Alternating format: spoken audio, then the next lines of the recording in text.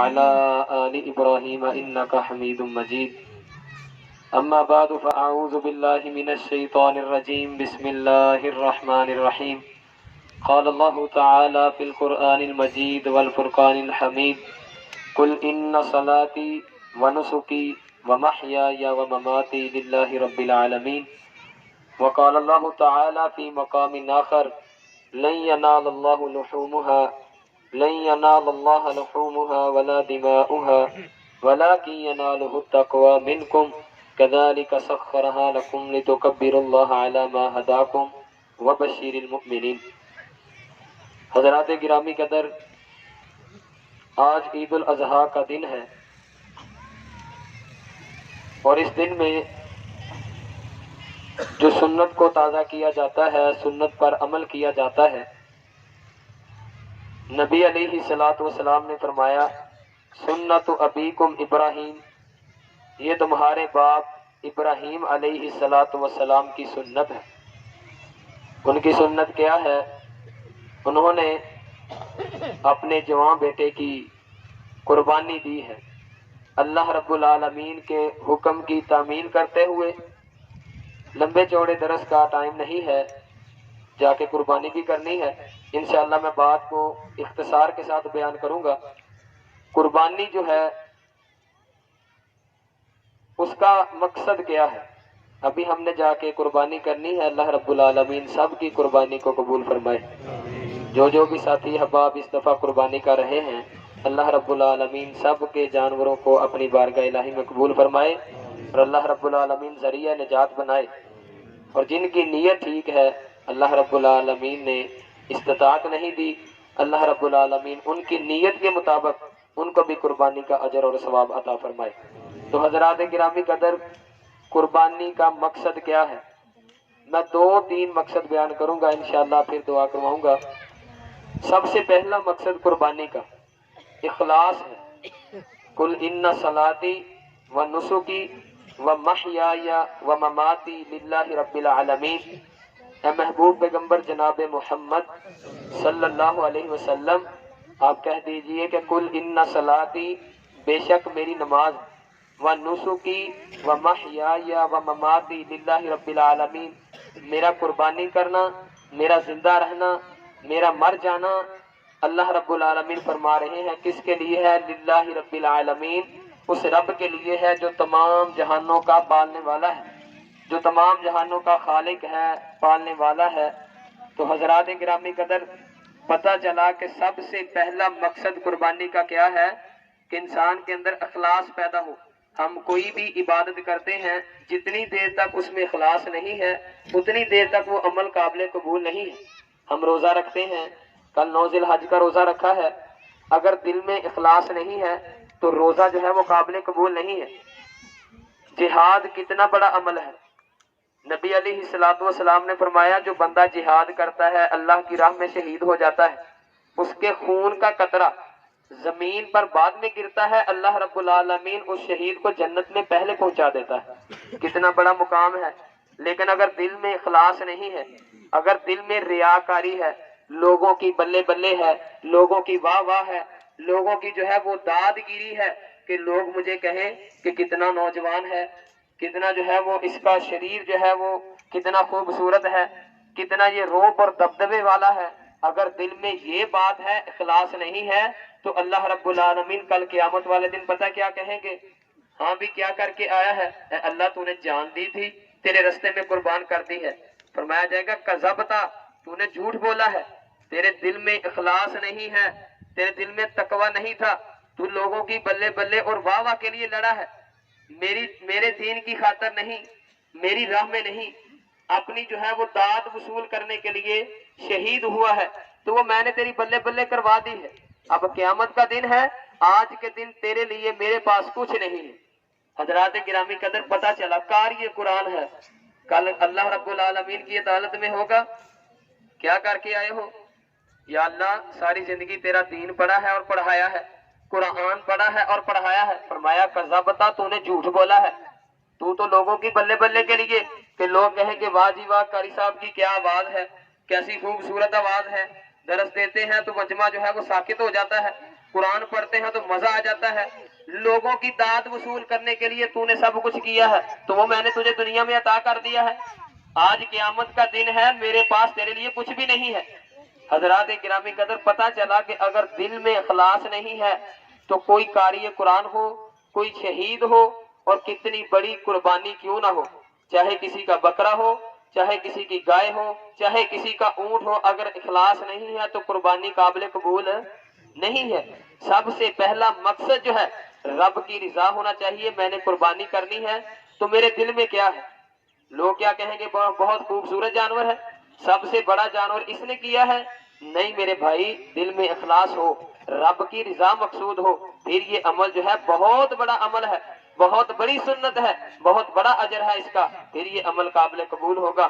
دوسرا جو اس کا مقصد ہے، یہ پہلا مقصد ہے، اور دوسرا دل میں تقوی ہو، دل میں پرہیزگاری ہو، اللہ رب العالمین کا ڈر ہو، اور اس ضمن میں مالک کائنات نے قرآن مجید میں ارشاد فرمایا ہے لَن يَنَالَ اللَّهَ لُحُومُهَا وَلَا دِمَاؤُهَا وَلَٰكِن يَنَالُهُ التَّقْوَىٰ مِنكُمْ، اللہ رب العالمین کو آپ کے جو قربانی کے جانور ہیں اس کا خون نہیں چاہیے، آپ کے جو قربانی کے جانور ہیں اس کا گوشت نہیں چاہیے۔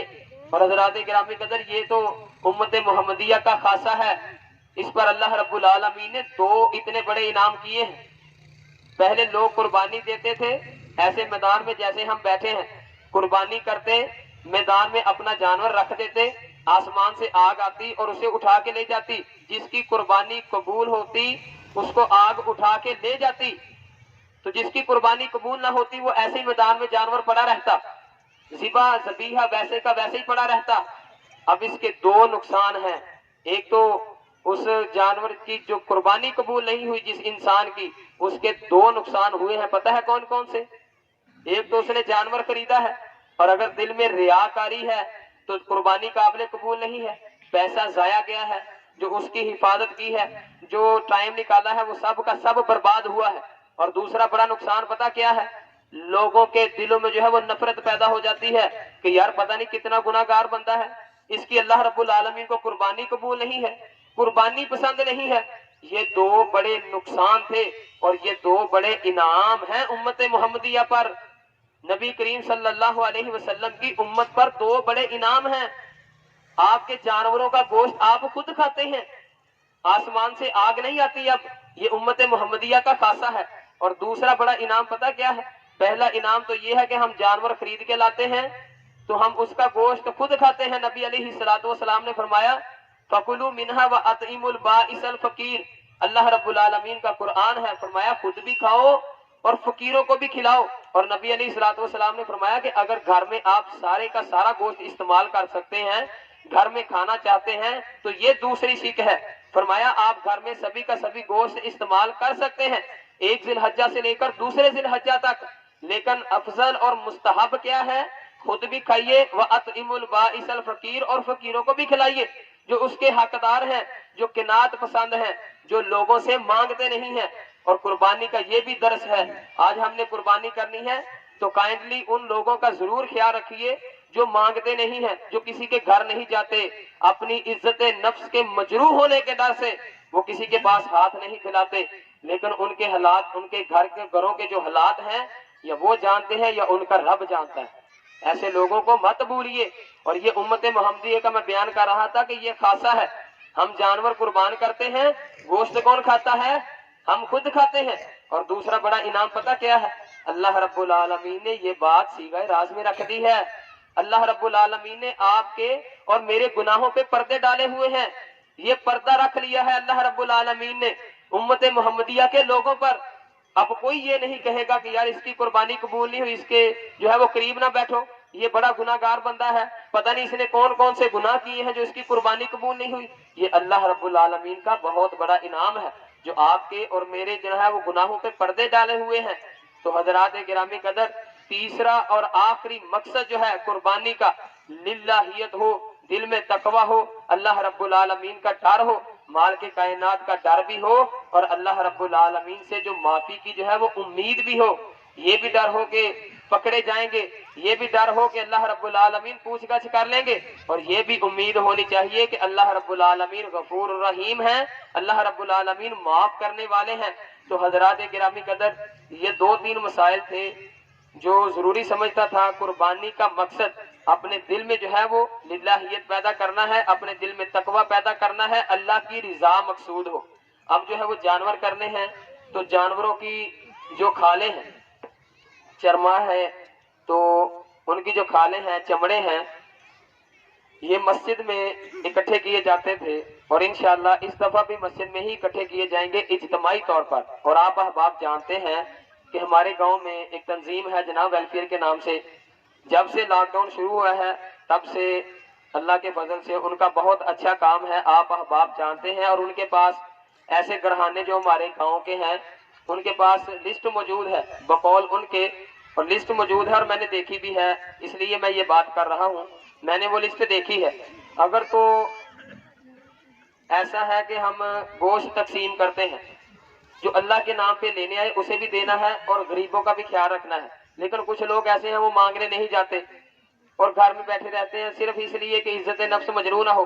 تو ایسے لوگوں کے لیے یہ تنظیم جو ہے وہ میرے خیال سے بنائی گئی تھی کہ ایسے جو لوگ ہیں جو حقدار ہیں لیکن اپنا حق جو ہے وہ مانگتے نہیں ہیں، اپنا حق لینے نہیں آتے، غریب ہیں، تو ایسی لسٹ جو ہے وہ ان کے پاس موجود ہے۔ اگر کوئی گوشت جو ہے وہ جیسے ہم اجتماعی طور پر کھالیں اکٹھی کرتے ہیں، چمڑے اکٹھی کرتے ہیں جانوروں کے، اگر کوئی ساتھی احباب یہ چاہے کہ ہم جو ہے وہ ان غریبوں تک اپنا پہنچانا چاہتے ہیں گوشت، تو ایسے میں ان کے پاس یہ بھی سہولت موجود ہے، ایک جگہ پہ گوشت تقسیم ہوگا، اکٹھا ہوگا، پھر اس لسٹ کے حساب سے جو حقدار گھرانے ہیں ان کا جو حق ہے وہ ان کے گھروں تک پہنچے گا۔ اور میرے خیال سے یہ بہت آسانی والا معاملہ ہے، اور ویسے بھی جو گھر میں لینے آئے یا آپ کسی کو جانتے ہیں ان کو بھی دیں، اور اگر ایسے کرنا چاہتے ہیں تو یہ طریقہ کار انہوں نے اختیار کیا ہے۔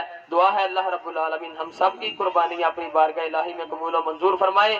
ہماری جو ٹوٹی پھوٹی عبادتیں ہیں اللہ رب العالمین اپنی بارگاہ الہی میں قبول و منظور فرمائے اور ہمارے لیے ذریعہ نجات بنائے۔ اور آخر میں دعا کرنی ہے اس گاؤں کے جو فوت شدگان ہیں ان کے لیے، اللہ رب العالمین اب اکیلے کا نام نہیں ہے، اللہ رب العالمین کے پاس جو چلے گئے ہیں اجتماعی طور پر دعا کرنی ہے، اللہ رب العالمین سب کو کروٹ کروٹ جنت الفردوس میں اعلیٰ مقام عطا فرمائے۔ اور جتنے یہ ساتھی احباب بیٹھے ہیں بلکہ پوری امت مسلمہ میں جس کا کوئی بھی رشتہ دار بیمار ہے، کسی کی بہن بیمار ہے، کسی کی ہمشیرہ ہے، والدہ ہے، والد بیمار ہے، اللہ رب العالمین سب کو شفائے کاملہ عاجلہ عطا فرمائے۔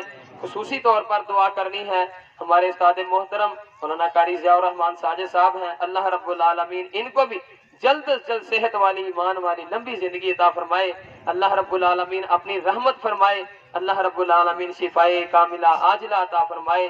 تو باقی صاحب احباب کے لیے بھی جو گھروں میں بیمار ہیں، ہسپتالوں میں ہیں، یقیناً یہ دعا ہے جو نبی علیہ الصلوۃ والسلام نے فرمایا ایسی عورتیں مسلمانوں کی وہ بھی عیدگاہ میں جائیں۔ یہ دعا کی اہمیت میں بات کرنے لگا ہوں اور آخری بات ہے، ایسی عورتیں جو حائضہ ہیں نبی علیہ الصلوۃ والسلام نے فرمایا کہ وہ بھی عیدگاہ میں جائیں، نماز نہ پڑھیں لیکن مومنوں کی دعا میں شامل ضرور ہو جائیں۔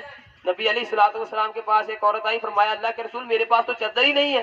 نبی علیہ الصلوۃ والسلام نے فرمایا کہ کسی دوسری عورت کی چادر میں ہو جاؤ، کسی دوسری عورت سے چادر لے لو، لیکن دعا جو ہے وہ ضروری ہے، دعا کرنی ہے، نیک نیتی سے، نیک دل سے، خلوص نیت سے دعا کرنی ہے۔ اللہ رب العالمین سب کو شفائے کاملہ عاجلہ عطا فرمائے، اللہ رب العالمین ملک پاکستان کے حالات جو ہیں وہ درست فرمائے، اللہ رب العالمین اس پورے گاؤں پہ اپنی رحمتوں کا نزول فرمائے۔